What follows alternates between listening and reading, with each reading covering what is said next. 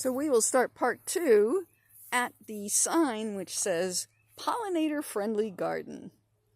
And I got that at the suggestion of Stephanie in advance of my insurance inspection, because she just thought it would help, and it did, because the guy said something about, all the leaves and everything, that it needed tidying up.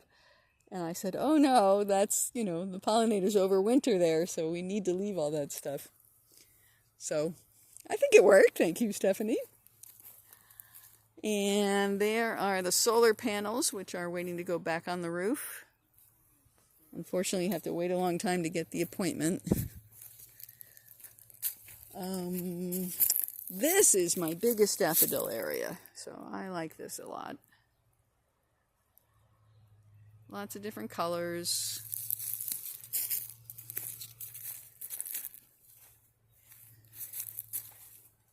And some blueberry bushes, just maybe starting to flower.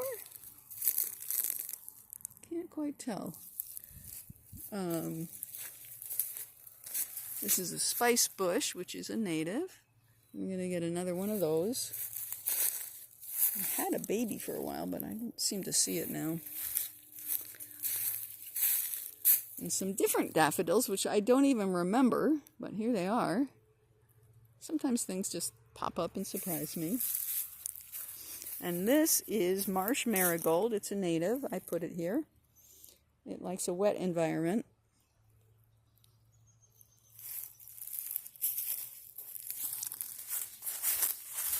And here you see there is basically a sea of periwinkle.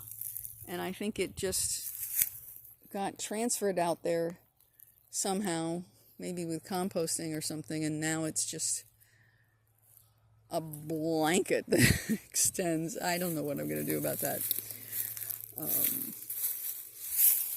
And some more celandine poppies. I moved these here. A lot of them were in the building area, so I had to move them. But they seem pretty happy. And we've even got a couple of bleeding heart. They're small, but they're blooming. They'll get bigger. Now I will take you over to the mitigation area. So, to atone for my sins of disturbing the land near the river, I have to make things better in a different part of the yard at a 2-to-1 ratio. So I've got close to 1,500 square feet of stuff that I have to make better. And so this whole area all the way across the back, I have to pull out the invasives, which of course I want to, but it's just really hard, and plant natives, which again I like to do. There's a few viburnum that are already there. I planted a while back. But other stuff is trying to encroach on them. This is pretty much the worst part right here. This is just hell. This is all these different horrible vines. Multiflora rose is this awful thing. So this is a big job. I'm going to have to hire somebody to help me. Anyway,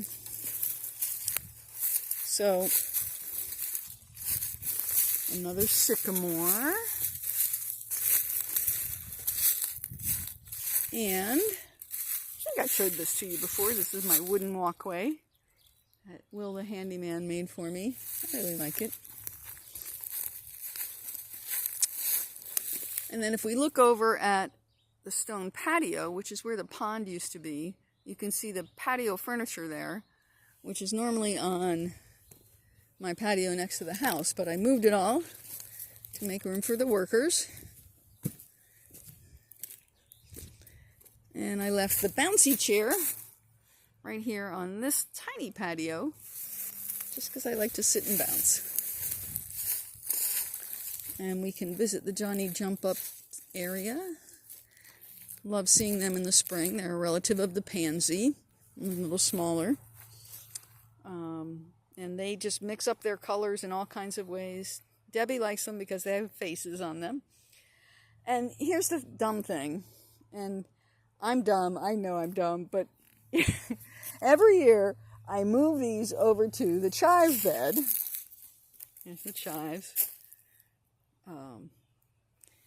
Because I think that the purple looks good, especially when the chives are blooming, their own little purple blossoms. And every year they self-sow over here. So they obviously want to be over here. And yet I just keep moving them to a place where they do not self-sow at all, and they obviously don't want to be there. And I just make them be there. But this is my snapdragon bed. I don't know. I'm dumb. Anyway, we got, here's some more bleeding heart. These are bigger. And they are nice. And here, I power washed this step in advance of the insurance coming.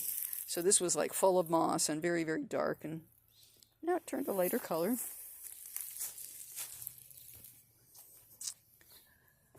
So, here's the patio all cleared off so that I can use it for constructing. And I think that concludes my garden video. So thank you, garden fans. Look forward to doing another.